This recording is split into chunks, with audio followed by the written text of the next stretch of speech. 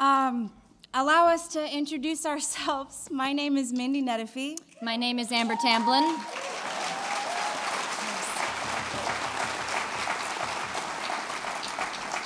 And we are the founders of the Right Now Poetry Society and the curators of tonight's event. Thank you. First of all, we would just like to thank all of you for coming out to the Getty Center on a warm, gorgeous, pulsing Los Angeles Saturday night for a poetry reading. Did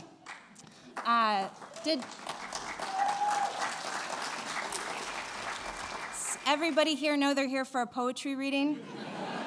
So, what is it? There's gonna be poems. It's a thing. We are here tonight to celebrate one of the recent gems of the Getty Center, an exhibit aptly named Luminous Paper, which I hope you all got a chance to see before you saw the show tonight. It is a collection of some of the great 18th and 19th century British drawings and watercolors, and curated by the devastatingly handsome Julian Brooks. I'll say. To Julian. And the inspiration and conception for this show came from two of the artists from that exhibit who were also poets, the incomparable William Blake and Dante Gabriel Rossetti. And to bring some of this work to life, we handpicked 6 of what we think are the best contemporary American poets who you will see tonight.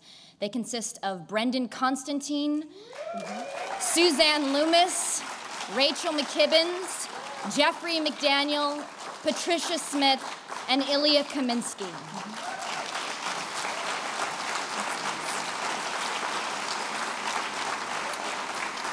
And performing with them tonight are 2 musicians we are also in love with. One of them you just saw, Roberto Miranda. And the equally glowing pianist from Oregon, Timmy Strong. Also in accompaniment tonight is a budding young musician who's just sort of making his way around town and making his name available to the world, Mr. Marilyn Manson. And joining him will be a teeny tiny powerhouse actress, America Ferrera. And they will be reading actual works by William Blake and Dante Rossetti. It's pretty exciting. Yes, indeed. When we started the Right Now Poetry Society, we dreamed of having nights like this, where we got to introduce audiences and people who maybe had never heard them before to some of the greatest poets in America today. We're totally overwhelmed to see you all here. And it's an incredible honor to be collaborating on this show, of course, with the Getty Center. Welcome to Dark Blushing.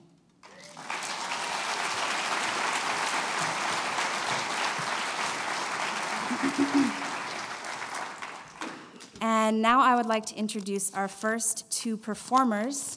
The first poet up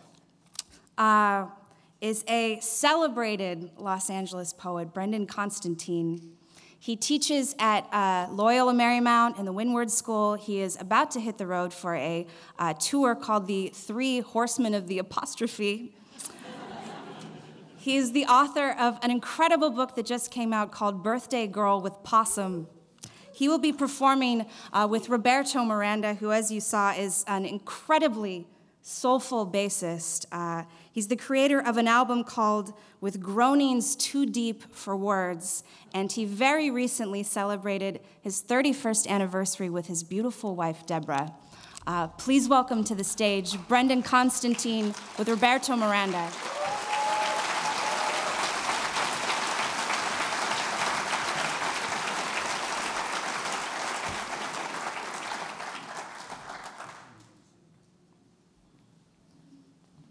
Hello. This is my painting. Or rather, this is the painting that I got to write about. And if any of you haven't been to a poetry reading before, I can tell you right now there's really no wrong way to attend. It's rather like going to see music. Depending on the kind of music, people in the audience will be doing things like this. Or this. They're having a perfectly lovely time. So you don't have to look at me. You can wander off. You can look down. You can close your eyes completely. Or you can look at the painting, which is what I'm probably going to do from time to time. And so, to start us off, this is Stonehenge at Twilight by William Turner of Oxford. Mr. Miranda.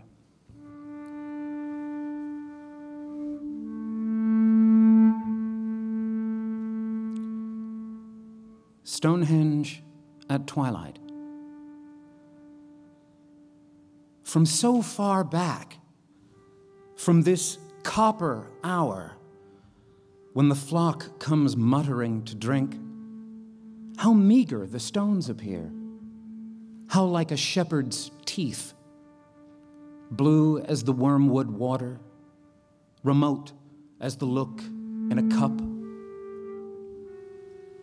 Sheep don't see their reflections, don't wonder at themselves, why their faces are not borne away in a stream.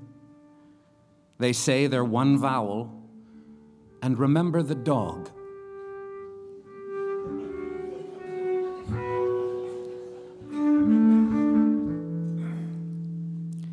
This far into evening, how like a hand the land looks, an open palm, the flock but a strand of wool, as if the Lord of Shepherds were declaring, "Look what is in my purse instead of money, a bit of yarn to make more purses."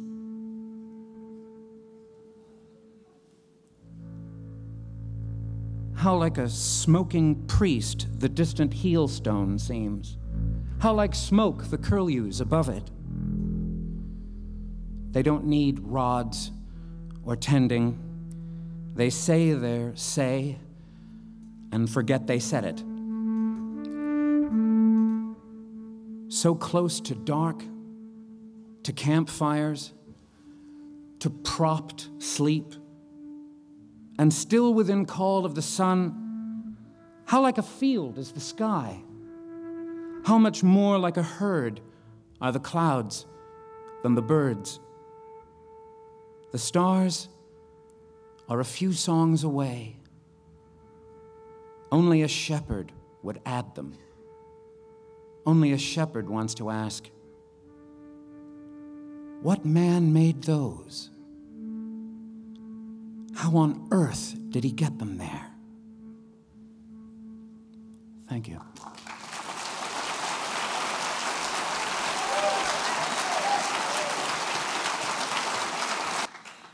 Our next performer is going to follow in the footsteps with another interpreted piece by William Blake. Jeffrey McDaniel is the recipient, yes, of the NEA Fellowship and an author of 4 books, including the most recent, The Endarkenment. He is currently a teacher at Sarah Lawrence College and the father of the most beautiful daughter. Ladies and gentlemen, Jeffrey McDaniel, doing Satan Exulting Over Eve by William Blake.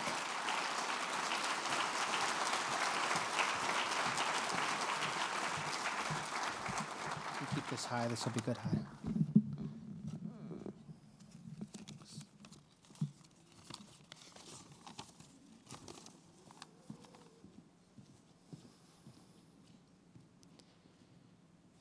Here she is, Master, your little child.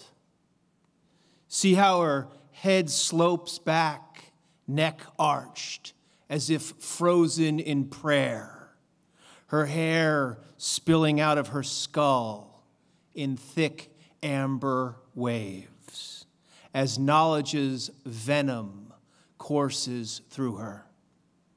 See how my scaly logic coils around her like bacon curling a lush piece of shrimp. Come and get her, Lord. before I throw her on the grill. Don't act so surprised. You knew this would happen.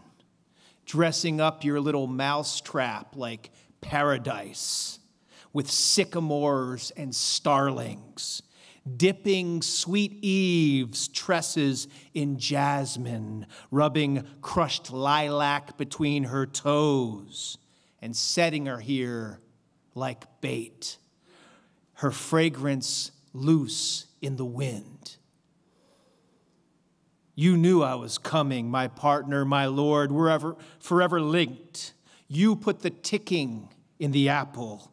You put the fatal in the fruit. I, your slithering assassin, your eternal patsy, merely carried out your dirtiest deed with absolute loyalty, so you could swoop in and play the good guy under a balcony of stars that always seemed to depict you in a positive light. What? You deny it? Is the court to believe you're almighty in every way but this? That even with crystal balls for pupils and binoculars in your fingertips, you could not foresee this? Now you hide up there muttering free will? Heavily discounted, perhaps, but never free. Oh, but you should have seen it, Father, how I took my time, found a little knob in her mind, and turned the temptation up slow, till desire began to fill her like water into the belly of a boat, starting with just one plump purple drop, then another, then her hull sagging and her mouth opening.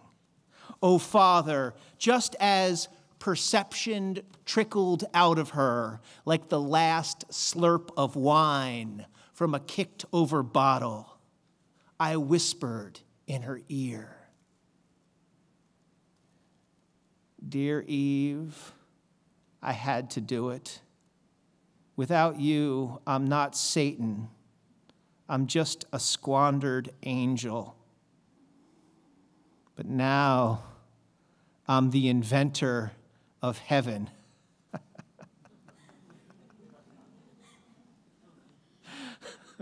But oh, my liege, I wish you could have seen her tighten her grip around that malice pumula and ruthlessly test the apple's ripeness with a brush of her incisors, all my forbidden juice about to carnival into her psyche. She knew what she was doing, Master, her eyes like caramel simmering as her lips parted, her cheeks hollowing inward to a glove, her molars sinking into me.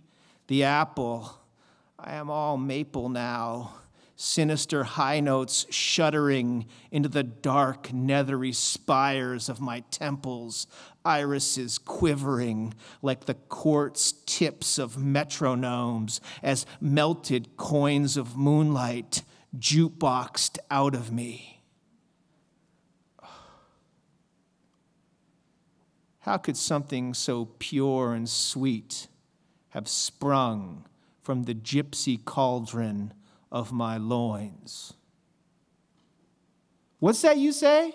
Now you make threats to line her pelvis with grenades, so when the offspring grinds out, pain will ricochet through her hips like shrapnel, so she'll scream your name in labor, her savior. Talk about vanity. Some savior you are. Saving her for yourself, perhaps. You two-faced swine, planting and pruning the tree of death beside the tree of life. Yes, I'm evil. Yes, I'm the minister of woe. But at least I'm consistent.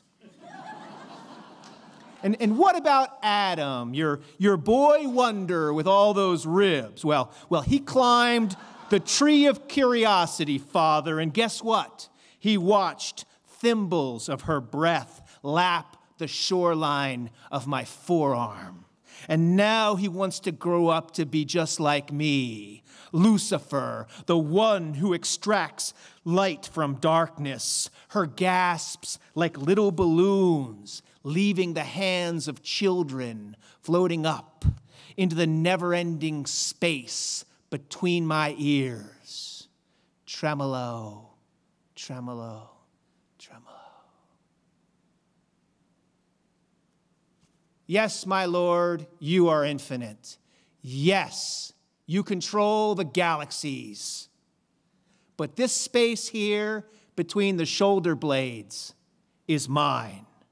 I patrol this orb, this piece of fruit plucked from the tree of planets and spun recklessly. This bruised orchard is mine.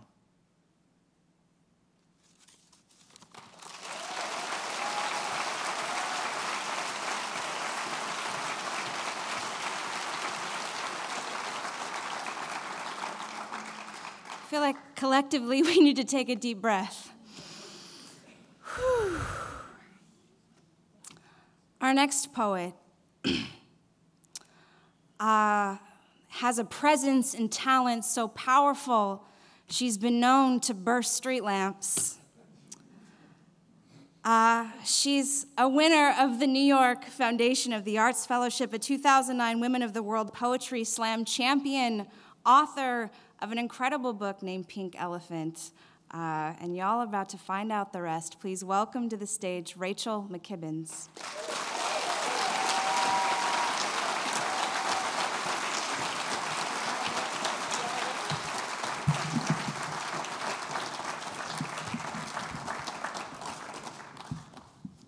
Not bad for free 99, right, folks?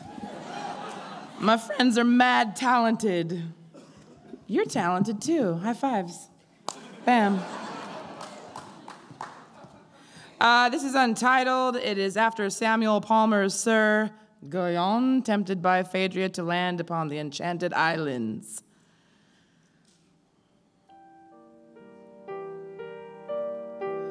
It is a tired afternoon, just before the sun crawls down slow, a hot, white pill. When the men appear, a mirage of corrupted flesh standing above the water. My voice hangs in the air like a postcard bird, gold, warm. It pecks and pecks as my hair branches beneath the water and carries their boat. Here, each hour is milked by hunger, every map folded, then put away. It is no fault of mine, men would rather know the salt of my flesh than a day of labor's sweat. I look across the water, over a turned shoulder, and the suffering hands of their days fall to their sides. I am queen of the broken voyage. It is an honest confusion. I am no simple pair of hips. I roll 6 nymphs deep, wives of a wet dream. We tempt men from their boats, sing their oars into the ruining mud. We are an island of womanly forgery, full-figured thrills, perfumed nipples and sun-blushed skin. We twirl, our lips full of sleepy poisons we cannot be fucked with. Thunderous spellcasters, we are the answer to your troubled compass. In our mouths, every man is small, and the spineless gods haven't enough hands to save them all.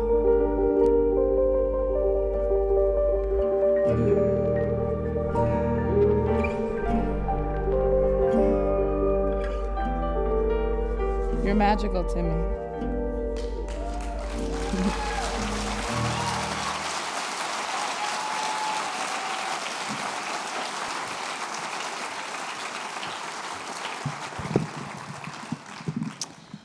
Patricia Smith is such a powerhouse. I had to bring out a little index card to read all of the amazing things that she's done. She is a 4-time national poetry slam champion. That's in the individual title, meaning by herself, not with a bunch of people. I don't know much about that world, but that much I know is like a very big credit to have. And Patricia's had it 4 times. Don't snort. I heard that. She is a National Book Award finalist and the winner of the Hurston Wright Legacy Award in Poetry, the National Poetry Book Series Award, the Pushcart Prize Award, and the finest ass lady I ever seen in my damn life award. Her next book is called Should Have Been Jimmy Savannah. Please, ladies and gentlemen, welcome to the stage Patricia Smith. She will be reading The Crave of You after the portrait of Elizabeth Siddell resting, holding a parasol.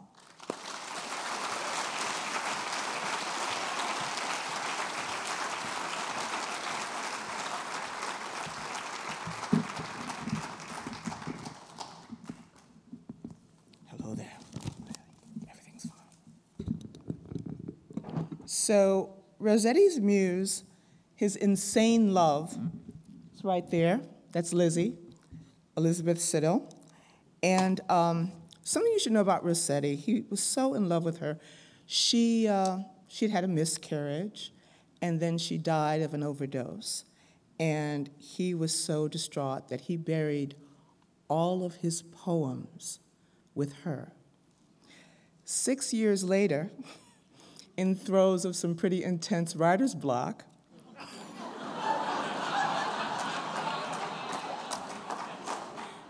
he said, I need my poems back.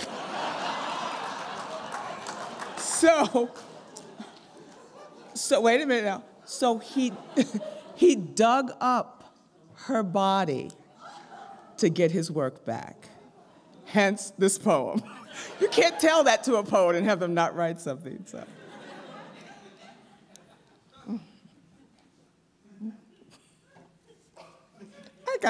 I've married men who wouldn't go across the street from, you know.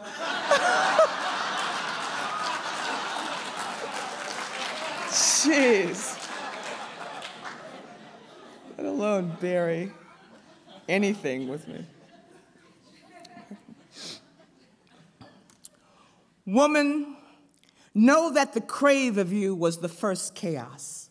The bone-lodged bluesways in my belly, the slow slap that tore your fingernails loose and left them in my hair. No man's hue could speak the damnable light that rollicked from your skin, or the ocean that snarled and sat upright whenever the unrhymed stanza of your dark eye latched to mine. Know the backside of dawn, the burn of my arced and awkward back as I struggled to capture you in etching and oil, fingers prickling with failure as I swept a brush dripping with coral across your breastbone and wept you in the direction of a breath you never knew. When color betrayed me, when my attempts to birth another touchable you fashioned a tongue broad enough for mocking laughter, I abandoned canvas and crawled to the door you slept behind. Lizzie, you never tried to glimpse the angry landscape those midnights left on my knees, the ripe landscape of scarring and drag, the wounds of a man gone hollow. I crawled to what you'd closed to me and pressed my face to the inch of break beneath our door. I snorted and sniffed, desperate for the sugary stench of your angles, sour from your drooped mouth, the voice of a rotted tooth in the cavern my spit could never reach.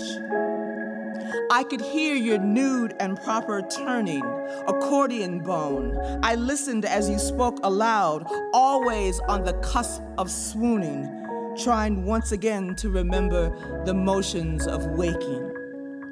Woman, know that the crave of you was the first familiar, the drums in the country of my chest, my blinded grasp at the purpose of religion, and my shame. When you allowed, I unfolded your startled sex and laid beside a body of shuttered doors, squinting at the moonwash for the nerve to invade your painfully drawn lines, to circle your wrist of dust with my forefinger and thumb, to crack you, to fill your collapsing outline with altered light. My life, as it was lived for the reckless clock, for your muffled bellow of my name riding an air that stank with bruise and rearrange, pummel and repetition and mouth. Woman, I loved you from my marrow, far beyond the borders of swallowing canvas and the false precision of brush. In poems, I finally found name for the luminous stains I desired for you, lines to unleash and contain the carousing purples and screeches of scarlet, goals without bottom, lily greens and improbable oranges written to explode and burn my crave on the listless milk of your skin. When you were full with my child, your whole self unbidden tears and rumbling fluid, I once again cursed the limits of sight, shoved aside the paints after trying canvases of your weeping, your thin teeter, the odd thing like a cocked rifle inside you. It was poetry that forgave you the implosion of your bones, the fracturing at your core. Poems forgave you the soft murder of our daughter. I penned 100 poems, all beginning with the flowery name we never had time to give her, all describing the blood-slicked comma of her arrival, the dramatic squeal as you pushed and pushed and pushed out the absolute nothing of her. And I even crafted a 4-syllable color for the silence that revised the purpose of the birthing room. We built the rest of our lives around the messy, upended ceremony of her goodbye, the clipped mopping up of what had spilled from you. I wrote long into the muscle of hours, lines with a foretold measure of loss and lyric. I forced a chanted love from my fingers while you lay on your side 3 rooms away from me, sweating and sleepless from your root, snippets of lullabies swelling your throat. Laudanum, cheaper and more romantic than gin, carved a slow river in you. You mangled my name, laughed, wept from your center. I dropped to my knees and began the slow crawl. Watching a woman die is to see her siphoned of blush, to witness a clock unbeginning. Your soaked, reddened hair painted my forearm as I held your head and whispered shattered sonnets, feeling you grow smaller, my Lizzie, my ghost. I crammed whole pages with our unraveling, mirrored the wither in stark syllable. Then, in a frenzy, I picked up my brushes, desiring to fill your dimming with riotous chroma, painting all and everything that dared a pulse beyond your fall.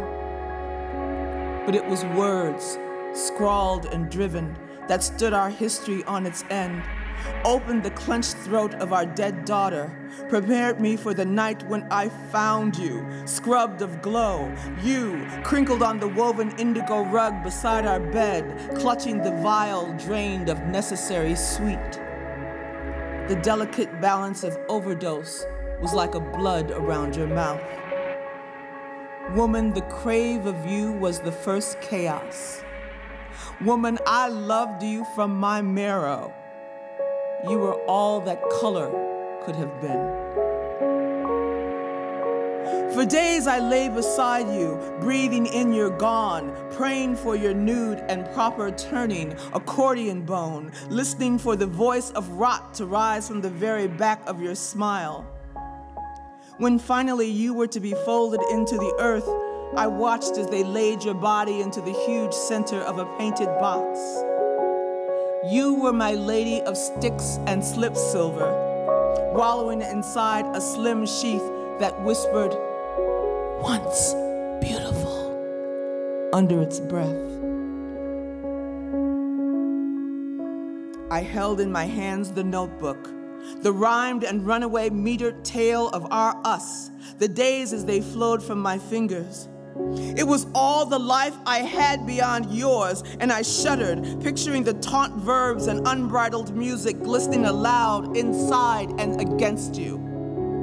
I wanted to send you to some god with your story already told, spun wearily on line and line and line. This would be my suicide, my death beside you, my last drawn light, the surrender of my voice and my eye.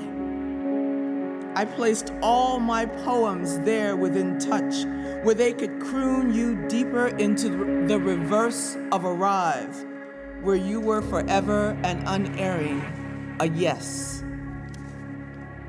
3.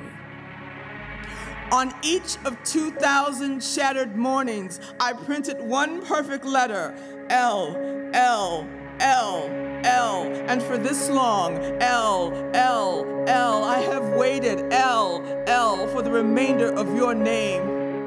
Oh, there has been inspiration.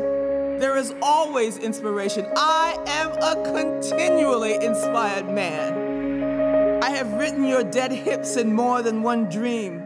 I have sipped at the damning drug of your face. I have latched my dark eye to yours. I have scrawled you across every hour with the tip of a filthy finger. I have discovered, Lizzie, that stories do not go on if you cannot touch them. There is no way to hear music you cannot see. No line should ever be a last line. I have written a last line, and for the sake of my soul, I must erase it. I am mad with shovel clang, with splintering wood, with earth stink and longing. I am mad with dig and pilfer and the betrayal and the streak stream of tears, but I am just so hungry. And I lift the lid and I love the creak of you, the dusted wrist of you, the absence of eyes of you, the dress still in the shape of the no body of yours. I love the skittering motion in the matted hair of you. Woman, I love the eaten robes in you, the absolute blank of you, the notebook and its thin pages still resting beside the no pulsing of you, and I grab and it crumbles, and I grab and it powders. It yellow grays with 2,000 days of no you, but here is my next poem. Not in the written, but in the you, in the resounding no of you, in my mad mouth gaping, ravenous, moving closer to your altered light, the altered light of you, L, L, L, L, Lizzie, Lizzie. The crave of you was always the word and the rhyme, the word and the rhyme, the word, the rhyme, the word, the rhyme. You were always the first, always the first, always the first. Chaos.